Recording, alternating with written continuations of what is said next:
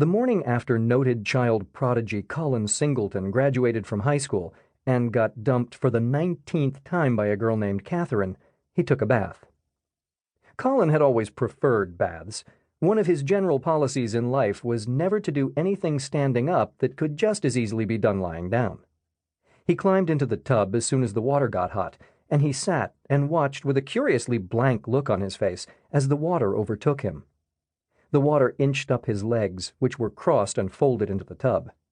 He did recognize, albeit faintly, that he was too long and too big for this bathtub. He looked like a mostly grown person playing at being a kid. As the water began to splash over his skinny but unmuscled stomach, he thought of Archimedes. When Colin was about 4, he read a book about Archimedes, the Greek philosopher, who'd discovered that volume could be measured by water displacement when he sat down in the bathtub.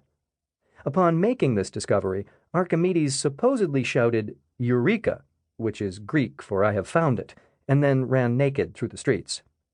The book said that many important discoveries contained a eureka moment.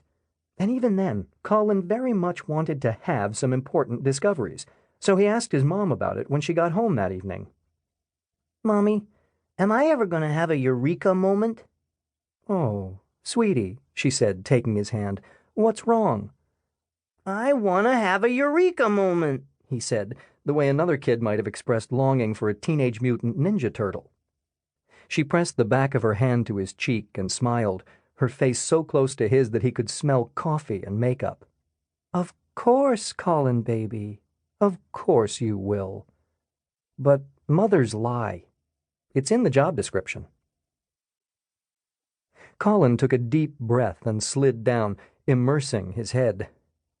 "I am crying," he thought, opening his eyes to stare through the soapy, stinging water. "I feel like crying, so I must be crying, but it's impossible to tell because I'm underwater." But he wasn't crying. Curiously, he felt too depressed to cry, too hurt. It felt as if she'd taken the part of him that cried. He opened the drain in the tub, stood up, toweled off, and got dressed.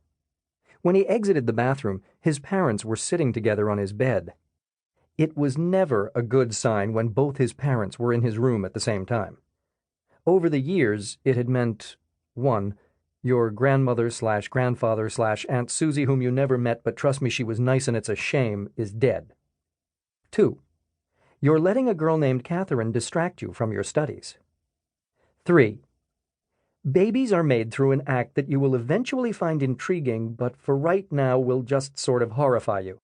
And also, sometimes people do stuff that involves baby-making parts that does not actually involve making babies, like, for instance, kiss each other in places that are not on the face.